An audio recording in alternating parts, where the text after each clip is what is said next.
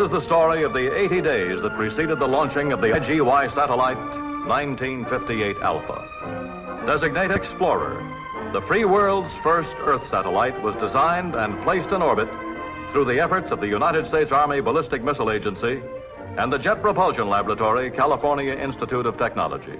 The Secretary of Defense announced this morning that the Army is to participate in the International Geophysical Year satellite program.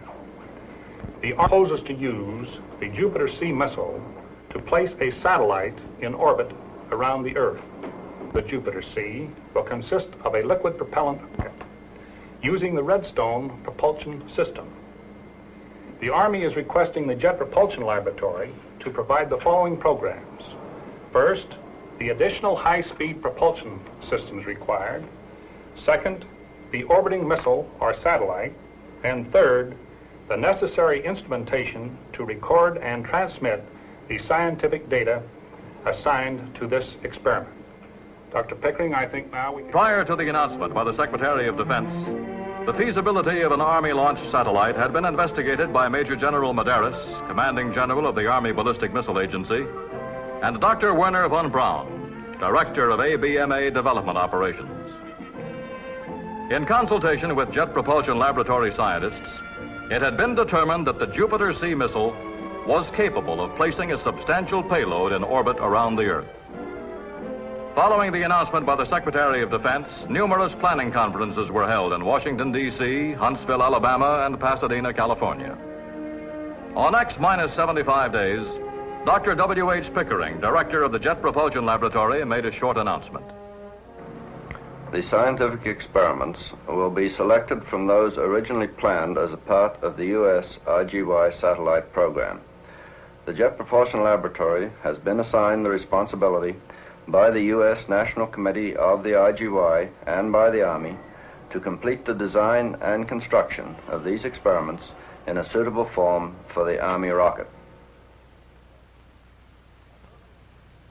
As early as September 1956, the Army, in cooperation with JPL, had successfully flight tested the first Jupiter-C.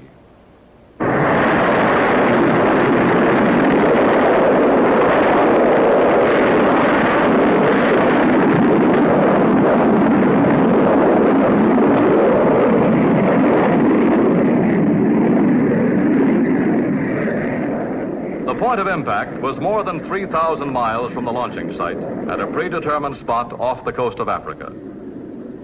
The purpose of the first test was to check the propulsion systems of the various stages, the problems of separation and ignition, and to demonstrate a new radio receiving technique called microlock. In subsequent tests, the Jupiter-C successfully accomplished the task for which it had been developed: to test the effects of aerodynamic heating on a nose cone designed for the Army's Jupiter Intermediate Range ballistic missile.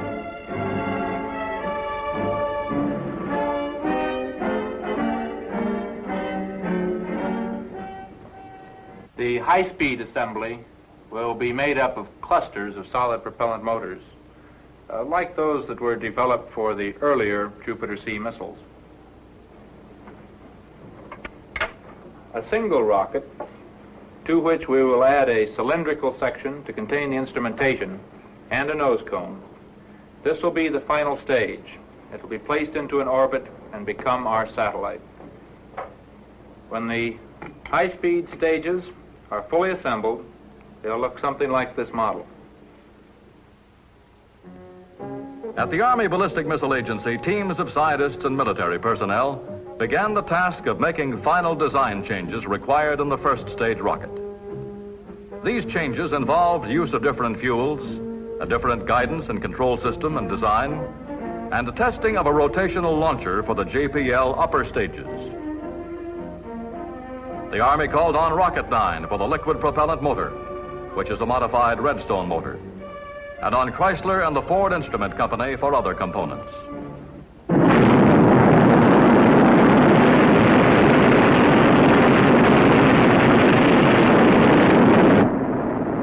At the Army Ballistic Missile Agency, full-scale static motor tests were conducted.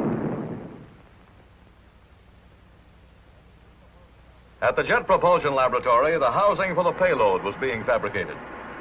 Meanwhile, the Cooper Development Corporation and JPL were fabricating and loading the rocket motors at the high-speed assembly.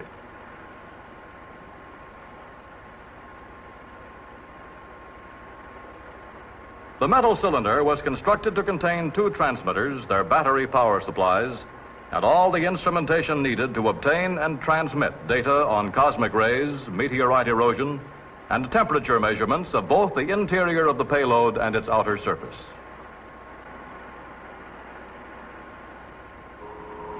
In a machine shop at JPL, the finishing touches were applied to the rocket motor case of the satellite itself.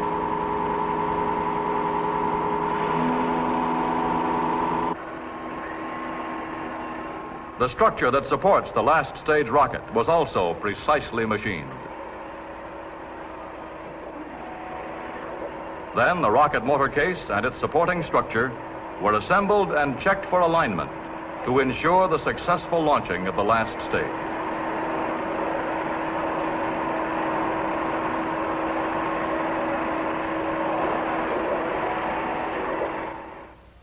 The voice of 1958 Alpha is this tiny transmitter, or more correctly, both of these transmitters. This is the high-power transmitter that radiates 60 milliwatts of power and will operate for about 2 weeks. It will tell us the temperature of the outer surface of the payload and its own operating temperature. It will also relay information from an impact microphone that measures the frequency of collisions with small meteorites. In addition, it will transmit cosmic ray measurements. Both transmitters operate continuously throughout the orbit, and each will carry 4 simultaneous channels of telemetering. The expected lifespan of this unit is about 2 months. So when our high-power transmitter's batteries are exhausted, this low-power unit will continue to operate for another 6 weeks. Amateur radio operators will be able to pick up the signals from the high-power unit, but transmissions from the low-power transmitter, which radiates only about 10 milliwatts, can only be received by very sensitive equipment such as Minitrack or Microlock. The radio receiving equipment for satellite tracking and telemetering is housed in enclosures light enough to be transported by helicopter. Some of the special equipment in these enclosures was built by the Radiophone Corporation of Monrovia, California. These and similar stations located around the world were designed to receive radio signals from both satellite transmitters. This receiver system was created specifically to function with extremely low power transmitters. The cosmic ray experiment, which was first proposed and developed by Dr. James A. Van Allen of the State University of Iowa, was combined with the transmitters in making up the payload. This assembly, which is the actual payload for the satellite, contains both transmitters, the necessary circuits for the impact microphone, which will detect the collisions with meteorite particles, and a Geiger counter to measure cosmic ray intensity. The measurement of cosmic ray intensity outside the Earth's atmosphere should assist us in determining what cosmic rays are and where they come from. The study of the motion of cosmic rays will also tell us more about the Earth's magnetic field. The Geiger counter package with its associated circuitry looks like this. This tube is basically no different than the kind of Geiger counter you might use to locate radioactive ore. The cosmic ray experiment was originated and designed at the State University of Iowa, and the micrometeorite experiment was developed by the Air Force Cambridge Research Center. The assembled Explorer satellite appears small, yet its single motor develops as much power as 5 diesel locomotives. 7.5 minutes from the time of the Jupiter C liftoff, this satellite travels through space at a little over 18,000 miles per hour. The 2 transmitters we viewed earlier are contained in the striped cylindrical section just aft of the nose cone. The amount and thickness of the ceramic striping is calculated to control the average temperature of the instruments within this compartment. 4 flexible wires comprise the antenna used by the high-power transmitter. In flight, the satellite spins at more than 700 revolutions per minute in order to maintain directional stability. The wires are then extended by centrifugal force, acting on a small steel ball at the end of each wire. The spinning requirement imposed some added restrictions on the design, assembly, and fabrication of each component in the entire high-speed assembly. Not only the transmitters and the instrumentation, but the rocket motors as well were tested for their ability to perform in this environment. Centrifugal force might affect the structure of the solid propellant and thus affect the performance of the motors, a critical factor in the carefully planned sequence of events so essential to the successful performance of a multi-stage satellite launcher.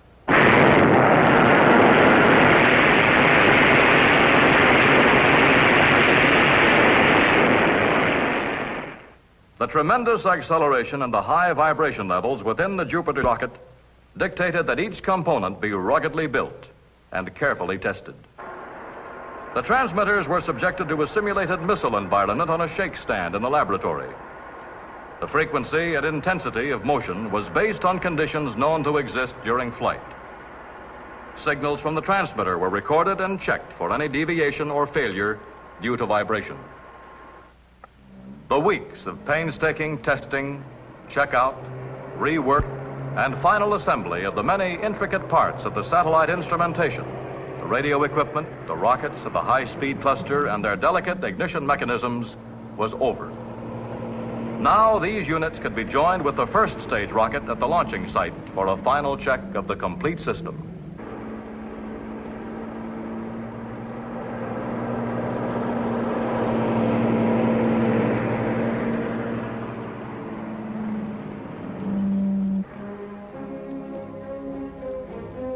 At the Army Ballistic Missile Agency, the work of fabricating and checking the first stage rocket had been completed.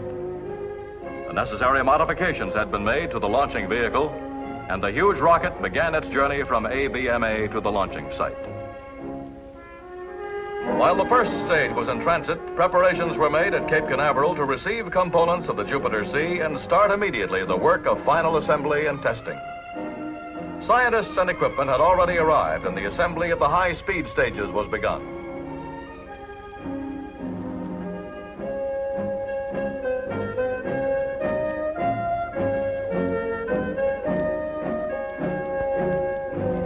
With the installation of the payload and the final stage rocket, the high-speed assembly was a complete unit. The final balancing tests were made to ensure the successful operation of the components. During flight, this assembly is spinning faster than the wheels of a racing car. With the arrival of the first stage rocket from the Army Ballistic Missile Agency, the Jupiter C began to take form.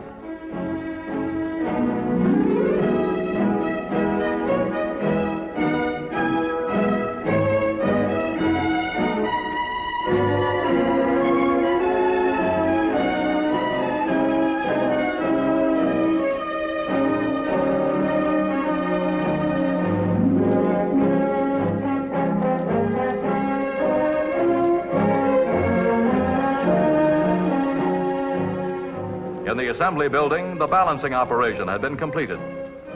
The tub that contains the high-speed stages was given a dress coat of paint. Now the cluster was ready to be joined with the first stage rocket.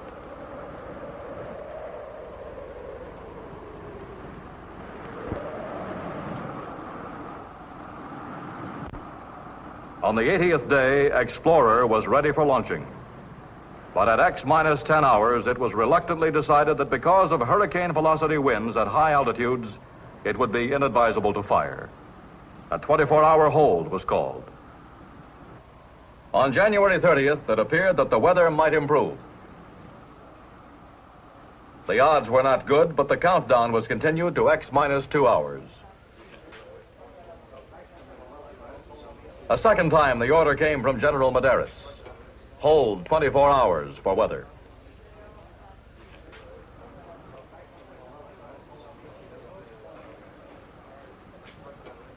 Due to other range schedules, launching had to be accomplished on the following day, January 31st, or the firing would be delayed for a week. By noon, wind velocities had reduced to 160 miles per hour. there was evidence that the weather might continue to improve. Accordingly, final adjustments and checks were made of wiring circuits and instrumentation. The batteries that energized the igniters of the high-speed rockets were installed and checked. The transmitters were tested. During the final hours of daylight, the fuel that powers the first stage was pumped into the big rocket.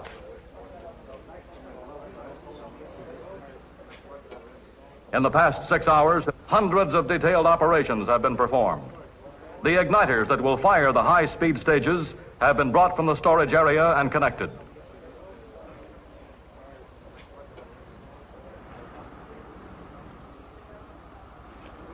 About 10 minutes ago, it was decided that weather would definitely permit the firing, and the liquid oxygen loading was begun. This is Project Command. At my command mark, the time will be X minus 75 minutes. Mark, X minus 75 minutes. Men are moving out of platforms 1 and 2. In a few minutes, service platform 3 will be evacuated, and the gantry will be moved back from the launching pad. The propellant loading has been completed, but it will be necessary to top off liquid oxygen overflow, taking readings before and after topping. Attention all personnel. Please clear the launching area for radio frequency interference tests. Please clear the launching area. This is range. Command transmitter on. Telemeter on. Frequency measures 2.5 low. Calibrator on. Dovap on. Cape radar off. This is Project Command. The time is now X minus 33 minutes. Authorized personnel may resume work on pad. Resume work on pad. Hold for final transmission test.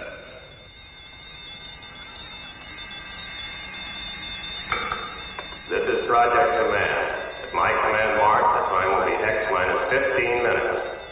Mark, X minus 15 minutes. All personnel clear the launching area. All personnel clear the launching area.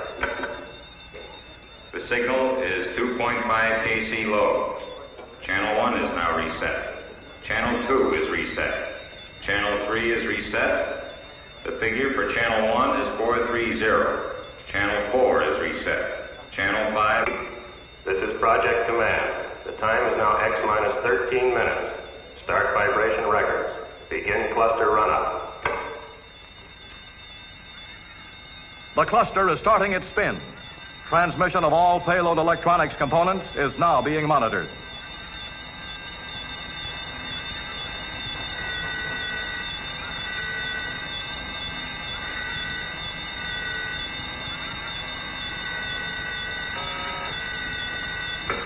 This is Project Command. The time is now X minus 4 minutes.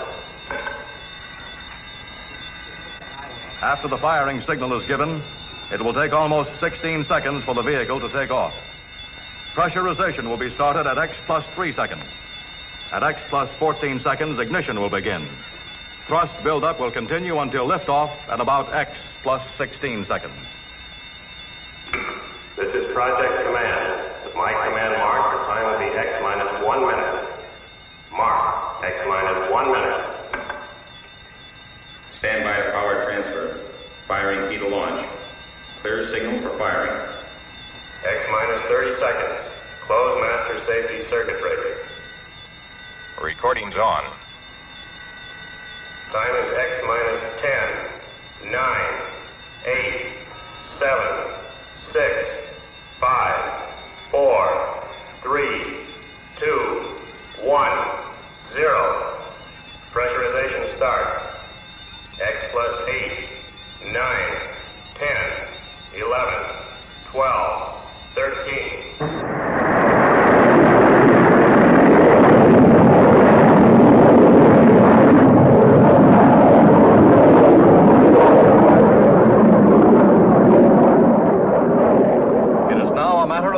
That at 5 seconds past 10:55 p.m. on January 31st, 1958, Satellite Explorer was placed in orbit. This achievement is another step forward in man's drive to better understand the world and universe in which he lives. We are no longer earthbound. Soon we will begin to explore the solar system far beyond the boundaries of our tiny world. In the years to come, man will continue to use rocket vehicles like Jupiter-C to expand the frontiers of knowledge.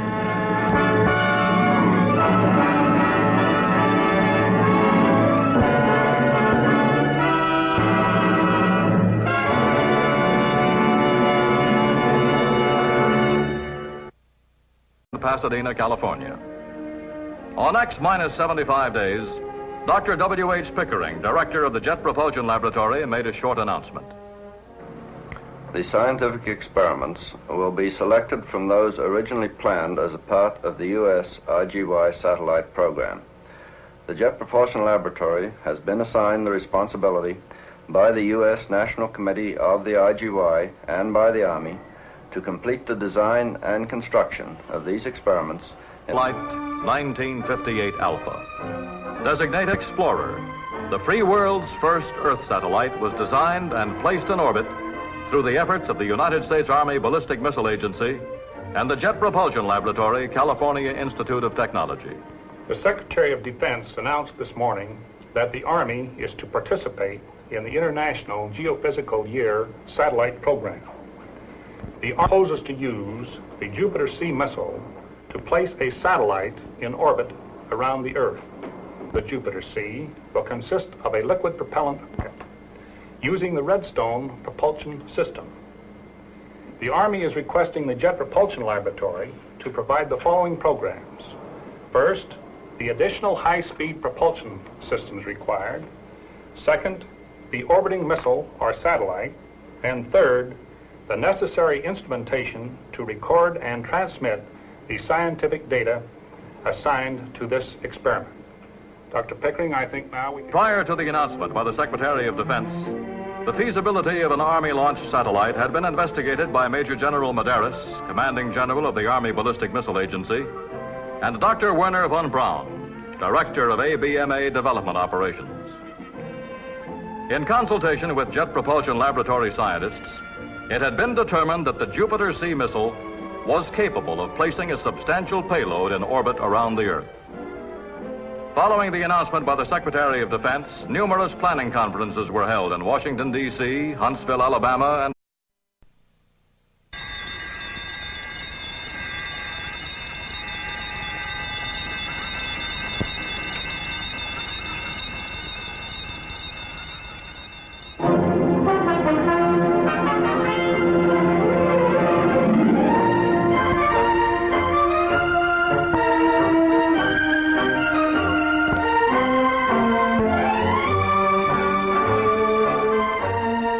this is the story of the 80 days that preceded the launching of the IGY satellite.